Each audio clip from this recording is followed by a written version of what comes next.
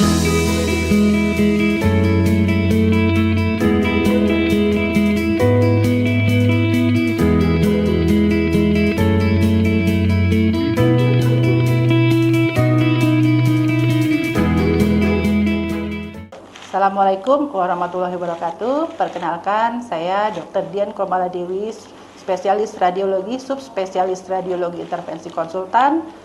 Saya dosen di Fakultas Kedokteran Universitas Padjadjaran dan staf pengajar di Departemen Radiologi. Pada kesempatan ini, sebagai dosen Fakultas Kedokteran Universitas Padjadjaran, saya telah melaksanakan Tridharma perguruan tinggi yang salah satunya adalah di bidang pengajaran.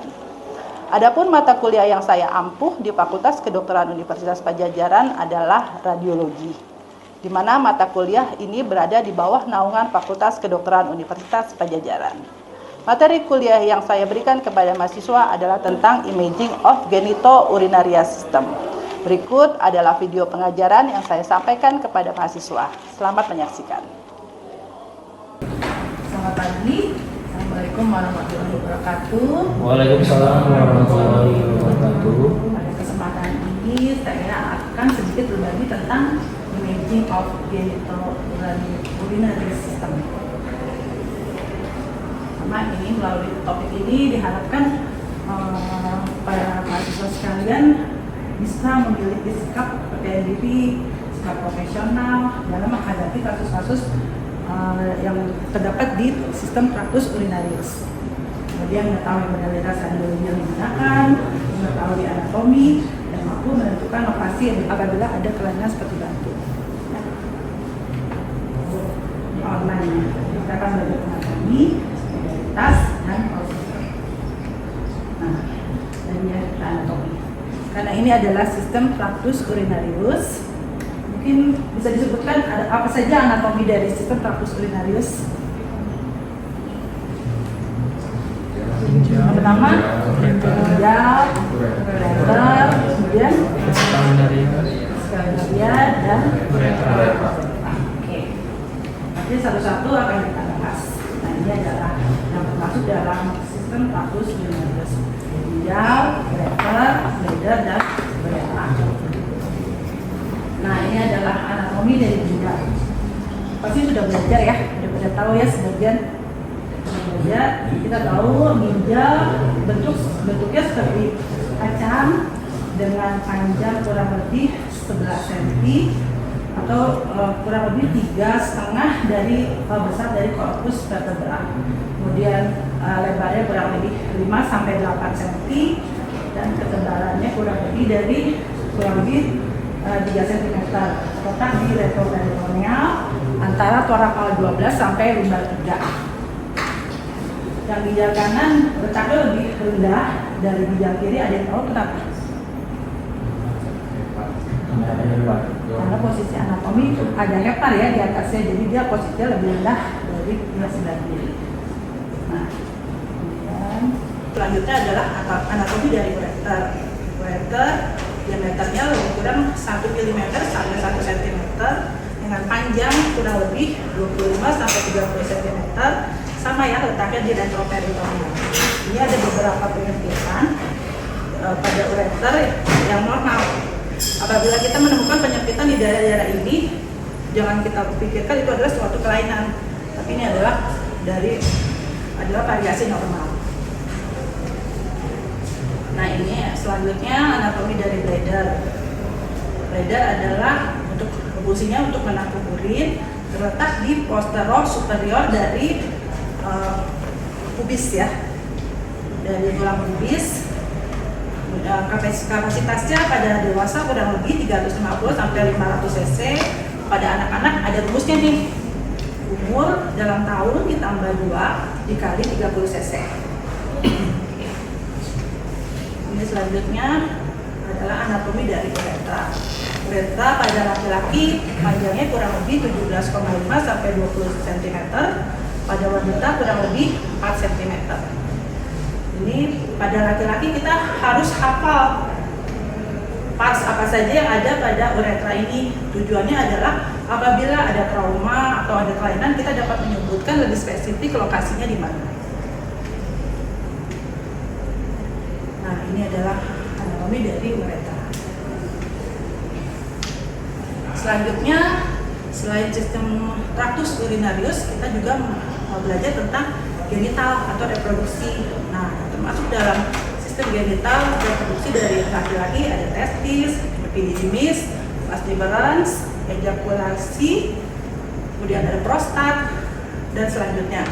Ini adalah kemudian yang wanita ada uterus, samping, ovarium, kemudian serviks dan vagina. Nah, ini sekilas gambaran reproduksi dari laki-laki ya. Yang tadi sudah disebutkan ada testis, ada penis, kemudian ada prostat. Nah, ini adalah gambarannya. Harus hafal. Karena di radiologi itu anatomi banget ya. Jadi kita harus hafal bagian per bagian. Nah, ini adalah sistem reproduksi wanita. Ada ovarium, uterus, serviks, vagina, rektum, dan ureter. Nah, apa saja modalitas stadiologi pada sistem genitourinaria? Yang pertama ada pembentukan abdomen, kemudian ada BNOIPP, ada RPG, kemudian ada ureocystografi, kemudian ada bipolar CT scan, MRI, urografi. Nanti akan kita bahas satu persatu. Nah, ini adalah yang pertama abdominal X-ray. Nah, ini adalah pemeriksaan rutin yang kita lakukan apabila ada curiga kasus-kasus urolithiasis atau akut abdomen ya. Ini adalah pemeriksaan rutin. Apabila kita dapat mendapatkan gambar yang baik, misalnya KP atau emasnya yang cukup, kita bisa menilai nih kalau ada kelainan-kelainan dari ginjal, ureter, atau bladder ya. Nah, ini contoh yang normal. Bisa disebutkan ginjal yang mana? Bisa ditunjuk? Ginjal yang mana? Hah? 34. Ya, 34 maksudnya? Kalau di sini nggak jauh ya. Nah, kalau di sini yang mana yang ginjal? Tadi kan udah disebutkan kalau ginjal kanan setinggi apa tadi? 12 sampai L3. Kalau di sini yang mana? Kelihatan nggak? Ada nggak? Tidak kelihatan. Bisa lihat? Tidak. Yang kanan yang mana? Kalau 12 itu 12, 3. Iya. Ginjal ya. Kalau yang kiri? Kelihatan? Saya membayangkan, karena kan tadi kita udah anatominya kan letaknya di mana? Ginjal yang kanan tinggi apa, yang kiri tinggi apa? Oke.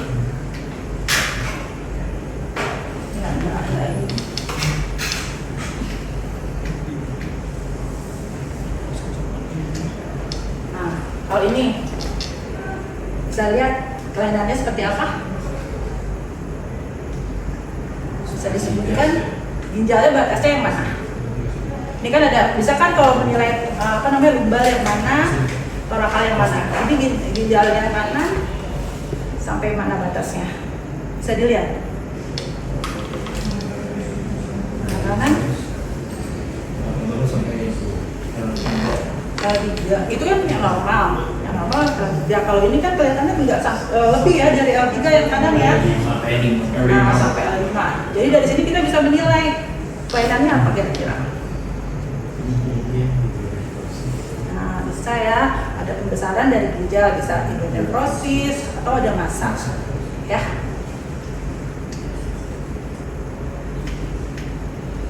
Nah, ini kalau apabila pada kasus-kasus nefrolithiasis ya, mudah kita bisa menilai ada batu, ada kelainan ada gambaran opak. Tapi jangan sampai terkecoh juga pada kelainan nefrolithiasis yang sebelah kanan, karena ada organ apa di sebelah situ? Gallbladder. Nah, di gallbladder juga suka ada batu, jadi seringkali kita terkecoh. Kita harus tahu juga, makanya gallbladder itu setinggi apa ya. Nah, ini kalau ini apa? Kelainan yang bisa disebutkan? Batu ureter tuh udah tulisannya ya, batu. Kenapa ini batu ureter? Bisa disebutkan kenapa? Karena bentuknya, kan tadi kan ureter kan bentuknya memanjang. Nah ini kan bentuknya oval, memanjang. Kemudian lokasinya juga kan dia lebih di bawah, bukan di lokasi di ginjal, ya. Nah itu. Nah ini kalau ini mah gampang ya, udah jelas ya. Ini ada apa namanya vesikolitiasis. Oke. Nah sekarang pemeriksaan radiologi itu ada yang menggunakan kontras dan tidak menggunakan kontras. Nah ini adalah pemeriksaan yang menggunakan kontras. Yang pertama adalah BNO-IPP. Kontrasnya itu kita masukkan melalui intravena. Ya. Jadi kita bisa menilai fungsi anatomi dan fisiologinya.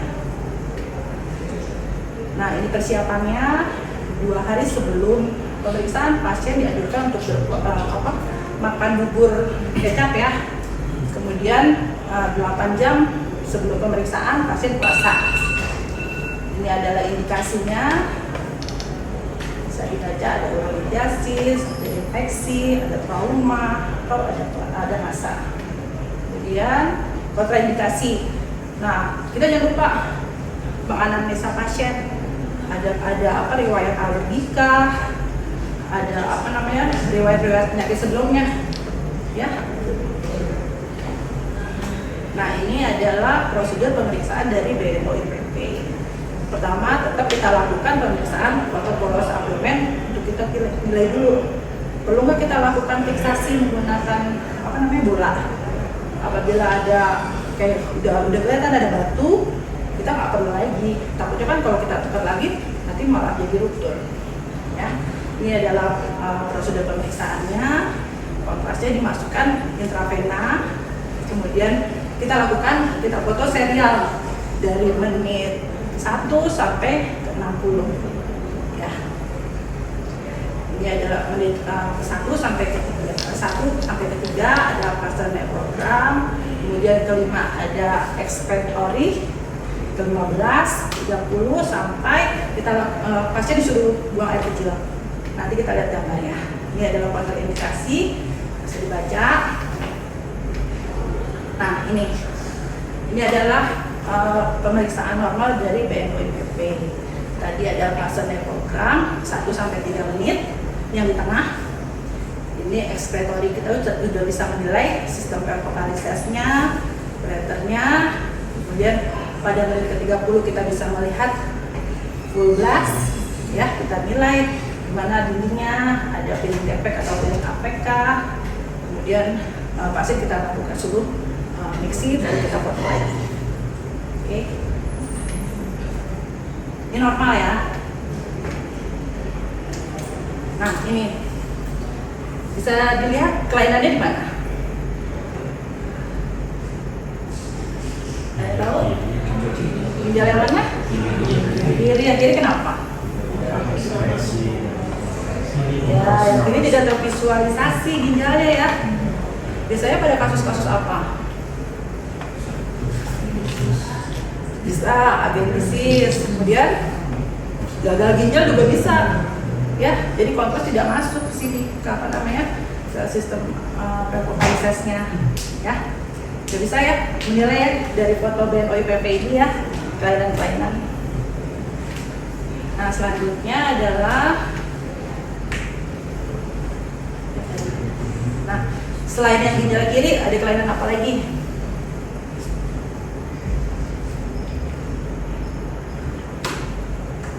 Bisa dilihat?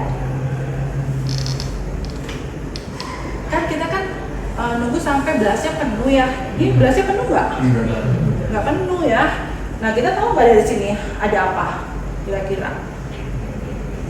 Kita udah berpikir, oh pasti ada yang keluar, ada fistula. Tapi kan kita belum lihat fistulanya yang mana, ya kan? Nah, makanya kita perlu pemeriksaan yang lain, posisi yang lain. Jadi pasiennya kita suruh miring. Nah, dari miring kita lihat ada kontras yang keluar dari vesika urinaria ke vagina, ya. Jadi jelas kelihatan seperti ini. Nah, itulah gunanya pemeriksaan diposisikan. Jadi pemeriksaan radiologi itu nggak hanya satu sisi aja, jadi harus ada posisi yang lain. Ya. Oke, itu udah ngerti ya. Sekarang pemeriksaan antegrade piolografi. Antegrade apa? Definisi antegrade. Ada retro. Kalau ante berarti mengikuti aliran darah dari atas ke bawah gitu kan ya, mengikuti aliran darah apa dari atas ke bawah gitu. Atau mana? Dari atas bawah. Kalau retro kebalikannya. Berarti kalau ini antegrade piolografi. Jadi kontrasnya kita masukin dari atas ya. Biasanya ini adalah untuk pasien-pasien yang terpasang nefrostomi. Tahu nefrostomi? Ya, jadi kontrasnya dimasukkan melalui nefrostomi. Nah, seperti ini. Ya. Oke. Nah, tujuannya apa? Kira-kira indikasinya apa? Untuk mengetahui apa? Nah, ada sumbatan, ada ekstravasasi, seperti itu ya. Jadi kalau antegrade dimasukkan melalui selang nefrostomi. Oke. Ini apa namanya prosedur pemeriksaannya bisa dibaca nanti ya. Nah ini juga kalau tadi kan, nah ini kan normal ya, normal kan? Bisa lihat kan kontras dari langsung turun tanpa ada apa namanya sumbatan. Nah kalau ini iya, jadi ada apa idealnya kenapa itu jadinya? Ya, kita curiga ada sumbatan ureter tampak melebar dari yang proksimal, medial sampai ke distalnya ya. Kita curiga di situ ada sumbatan, bisa karena batu atau bisa karena massa ya. Jadi ini antegrade. Nah kalau ini retrograde, berarti kita masukkan dari bawah ya. Retrograde uretrografi, jadi kita menilai uretra. Nah tadi tuh kita harus hafal anatominya ya. Jadi nanti kalau misalnya ada kelainan-kelainan, kita bisa sebutkan dengan spesifik di daerah apa uretranya, di pas yang mana ya. Jadi kontrasnya kita masukkan melalui apa? Orifisium apa? Uretra eksterna ya. Jadi kateternya kita taruh di situ, terus kontras kita masukkan. Nah, kita lihat, kita potong, kita lihat alirannya seperti apa. Ada sumbatan kah atau ada ekstravasasi? Kalau ini normal ya.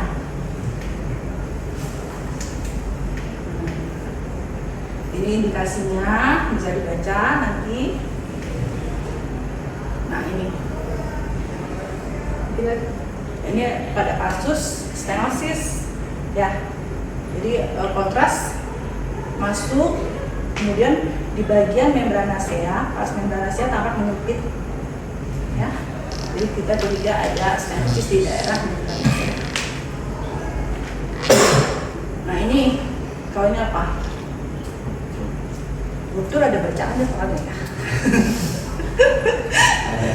Nah ada ekstravasasi ya. Kita lihat kontrasnya keluar pada saat dimasukkan dari bawah, terus di bagian apa itu